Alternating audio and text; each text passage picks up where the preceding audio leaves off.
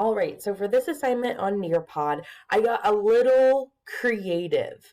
So in our fifth grade class, we've been talking about American history and just read a section about the Midnight Ride. And so I wanted to show students kind of a nostalgic thing of mine when I was growing up and I was learning about American history. We would read we would watch Liberty's Kids. And so what I wanted the students to do was watch this video and then kind of answer some questions. So how I would normally do this lesson is I would show the video in class and then I would have a worksheet where students could write down the answers. But participation is kind of hit and miss. We know that when kids watch videos, they think, oh, this is a time that I can just zone out. I can just not pay attention. So I saw that on Nearpod, you could show a video and then ask questions throughout the video that actually stops the video and they have to go in and answer them or they have to skip them. So that is what I did with this one. So for this video, I had several different questions throughout the video that they would watch it and then it would pop up with a question. So this is an open-ended question to check for understanding. Who are the mechanics? They talk about this in our reading and then also from the video, asking who are the mechanics, what do they do, and then how are they different from the Sons of Liberty that we read about. And so students would answer this open-ended and they type it on their side and I get the results on my side. Then I also sprinkled in some multiple choice questions because I didn't want my students to get too fatigued with writing. So think back to the previous Liberty Kids video that we watched. And they have to do some self-reflection. So why is the Boston Harbor closed? So they have to kind of synthesize information they had and bring it together. The multiple choice ones were kind of easy because they could guess.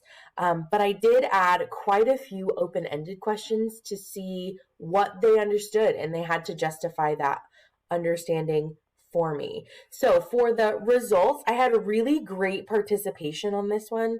Again, 78 participation, which honestly for a video is much better than I was getting in the classroom. And I like that Nearpod breaks it down for me pretty easily. So this is the multiple choice score, and it shows you my students who participated, and most of them got 100% on the multiple choices because they were paying attention. Some of them obviously did not. And that's okay. So then I love it too because it opens up the multiple choice options. So when I asked who are the mechanics, that first question, I can see what my students have to say. So again, we're working on citing our sources, using complete sentences, paragraphs. And so according to the video, the mechanics are a secret group of patriots concerned about how Britain treats colonists, which is exactly what they saw in the video. Being a mechanic is dangerous because you can't let Britain know about the mechanics, only other mechanics to know. So this is great information because I see that Antonio is one of my very high achievers, but he only answered the first part of the question.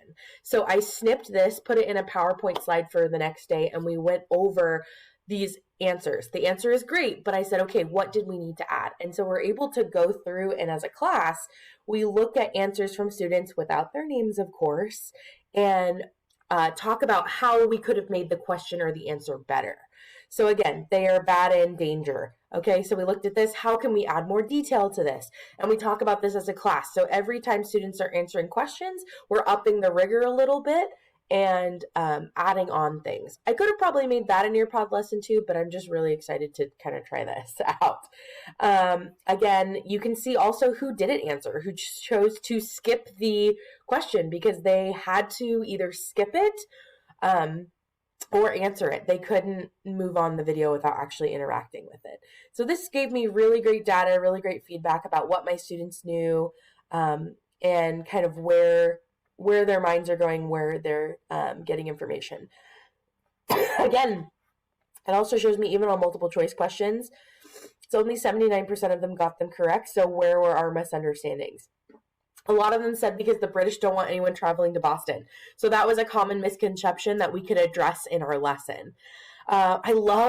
I'm a visual learner, so the feedback here is invaluable. It shows me exactly who got the question wrong.